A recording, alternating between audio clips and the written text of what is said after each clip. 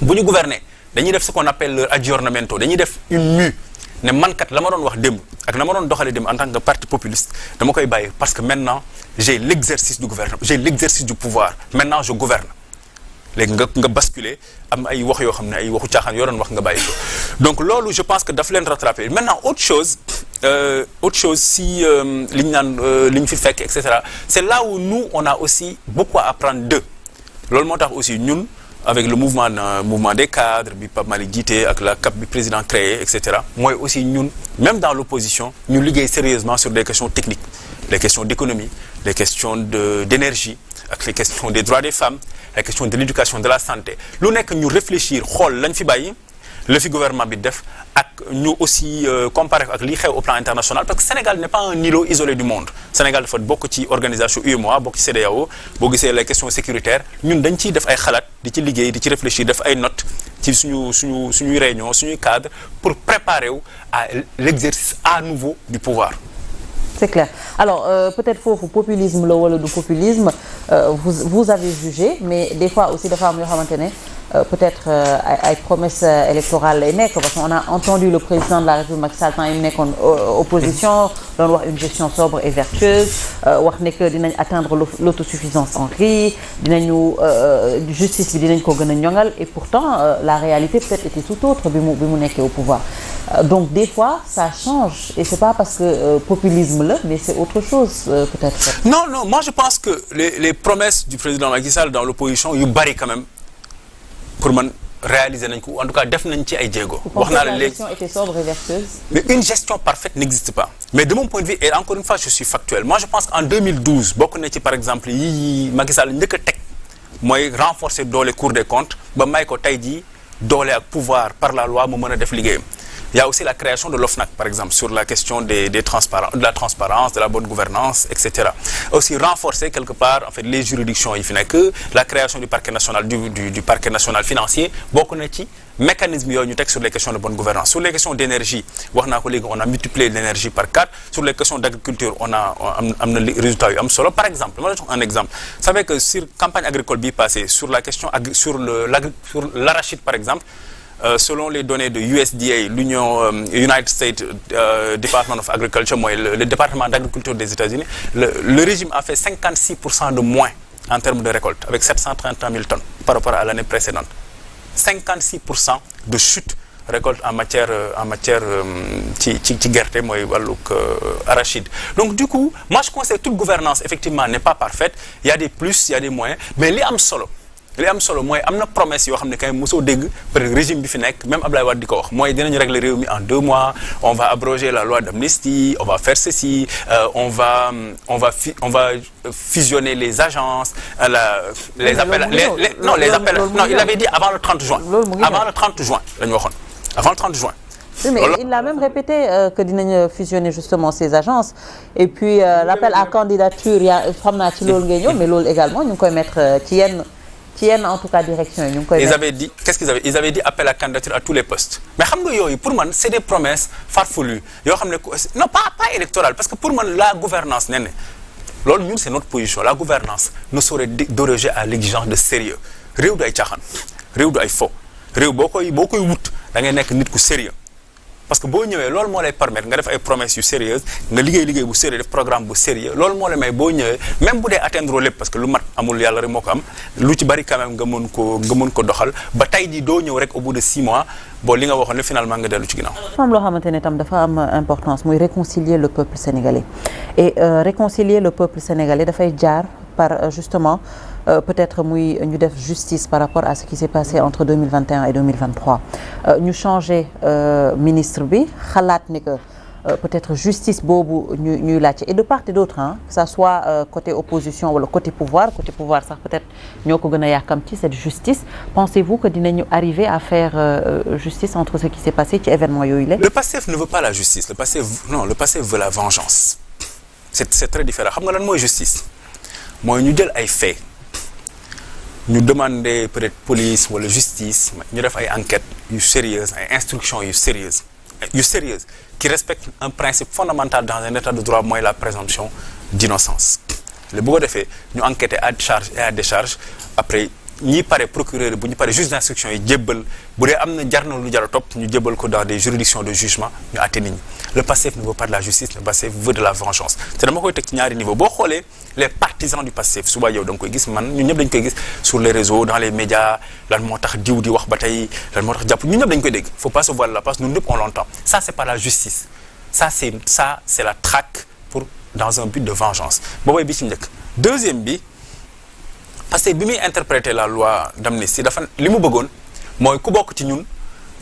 rëcc ku bokkul ci ñun ñu jàppale teg la ay daan wax naa ko fi léegi ñoom bi ñuy wax naan les événements de 2021 qui sont des événements absolument dramatiques mais kan moo nekkoon le chef d'état-major général de la gendarmerie c'est le général Jean-Baptiste Tine kan moo nekkoon son adjoint c'est le général Moussa Fall 2021 n'est-ce pas donc Jean-Baptiste Tine était là en 2021 Aminata Touré boobu effectivement xëy na dem na mais 2021 demagul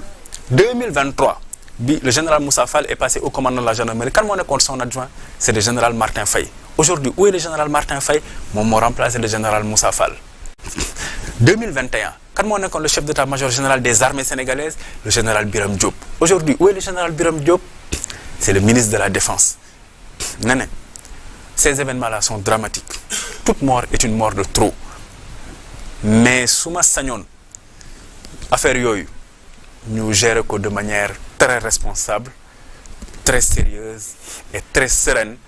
Qu'entendez-vous par gérer de manière responsable et sérieuse? su may wax gérer de manière peut-être weesuwul loolu. non su may wax de manière très responsable mooy que ñu bañ a pointer ay forces de défense et de sécurité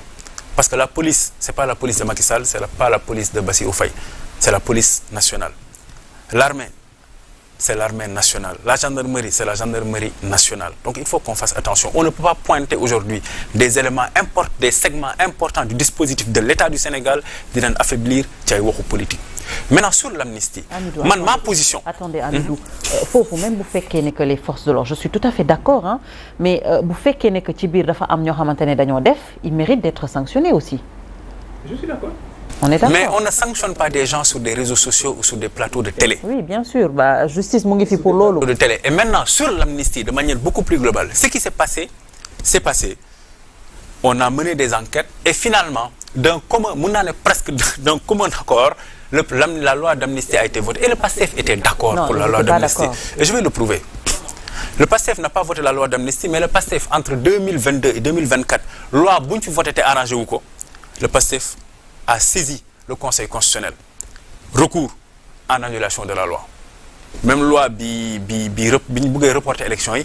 ils ont saisi le Conseil constitutionnel, n'est-ce pas, pour que ñu reporter ko. Mais le PASTEF n'a pas attaqué la loi portant amnistie. Gis nga xale yi ñuy manipuler. Yow dañoo d'accord. Non, ils étaient d'accord. Mais d'accord on voté. Mais pourquoi ils l'ont pas attaqué? Comme toutes les lois yeneen yi ñu attaqué. Gis nga xale yi ñuy nax ne ak les gens yi ñuy manipuler, ils doivent juste se poser certaines questions. ñetti question laa leen wax ñu posé wu ko. benn lan moo tax Pastef attaqué wul la loi d'amnistie bi ñu ko voté en 2024 boobee bi ci njëkk. Deuxièmement lan moo tax Ousmane Sonko ak Bassirou Faye dem lijjanti un non-lieu auprès du doyen des juges non-lieu bi Ousmane Sonko moo ko génne moom ci moom moo ko publié n'est-ce pas. lan moo tax mu dem ñoom ñaar ñu lijjanti un non-lieu ci loo xam ne bu dee ñoom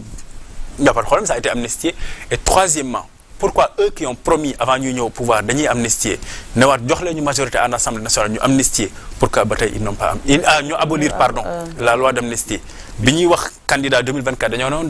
dañuy abroger la loi d'amnistie bi ñu bëggee législative dañoo ne jox leen ñu majorité ñu abroger la loi d'amnistie xale yi nañu posé wu cette troisième question là lan moo tax ba tey abrogé wu la loi d'amnistie di ko jéem a interpréter. Oui mais quand on les entend on peut être d'accord ci li ngay wax mais on sent aussi qu'ils ont envie que certaines choses soient claires que les responsabilités soient situées donc jusque-là vous voulez dire que dara narul leer. Moi je suis comme Saint Thomas moi je ne crois qu'à ce que je vois et yi ma wax ni question yi kenn mënu ko dindi lan moo tax ils n'ont pas attaqué la loi d'amnistie bi ñu ko voté lan moo tax ñoom ñaar ñu dem wuti un non-lieu auprès du doyen des juges te loolu Ousmane Sonko moo ko publié sur sa page lan moo tax ñu ne woon abrogé plusieurs fois seen base ne nañ abrogé wuñ ñu interprété ñu rejeté ko boobu tey waxaatuñ ci xale yi ñu manipulé nañ posé wu ñetti question yooyu. Donc qu'est-ce qui va se passer parce que la base également demande justice qu'est-ce qui va se passer selon vous. xam nga damay dégg ñu naan justice par force am na sax ñu ma gis ma ne on ne rend pas la justice par c'est pas à des citoyens de demander qu'on rende justice par force. La justice est un pouvoir gis nga France la justice est une autorité on dit l'autorité judiciaire au Sénégal c'est un pouvoir totalement indépendants du pouvoir exécutif comme du pouvoir législatif. On ne peut pas mettre la pression sur des magistrats, quels qu'ils soient, et qui que l'on soit. C'est très difficile à dire ce que je vais dire là. Mais su ma sañoon affaire boobu comme amnistie nañ ko nañu bàyyi loolu mu jàll ci ginnaaw. Et puis nag Sénégal la classe politique la société civile la presse les commentateurs ñun ñëpp ñu xool naka la ñuy gën a dëgërale suñu démocratie ba li fi amoon dootu fi am. ñoom dañoo jàpp ne que su ngeen bëggee peut-être ñu bàyyi loolu ci ginnaaw c'est parce que vous avez des choses à vous reprocher que suñu jëloon tey jii di faire justice ça allait faire très mal de votre côté. Mais moi je leur dis faites donc. Mais nee na quand tu as l'exécutif quand tu as 130 députés. Mais moi, je veux juste qu'on pose une question. Mais qu'est-ce qui empêche, bon sang, ces gens d'abroger la loi d'amnistie? Mais ce que je dis, je n'ai pas l'impression que ce soit compliqué. Il ne faut pas être diplômé de Harvard pour le comprendre. Moi, je leur dis, faites donc. Faites donc. Vous voulez l'abroger? Les Aïssata Sall, abrogez-la, mais vous en assumerez toutes les conséquences. D'accord. Alors, sur le plan économique, peut-être que vous êtes très à l'aise côté économie. On a vu quand même le secteur du BTP. moo xamante ne mu ngi souffrir en quelque sorte. Qu'est-ce qu'il faut aujourd'hui peut-être pour relancer ce secteur parce que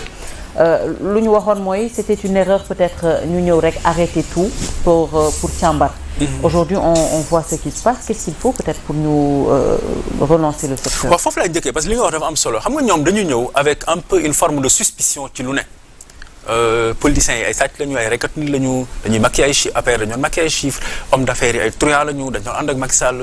justice bi ay c'est des corrompus commentateurs politiques dañ leen di fay donc en fait ça c'est installer un climat de suspicion généralisée dans un pays et dans un pays am na tout n'est pas clean bien sûr am na ñoo xam ne bu fekkee dañu am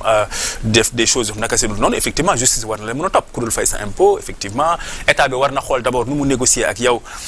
facilité la ko pour nga fay bu fekkee da nga doon def fraude fiscale nag bon ça par contre ça c'est autre chose ça c'est pénal mais pour man li problème bu njëkk bi mooy ñëw rek installer une forme de suspicion sur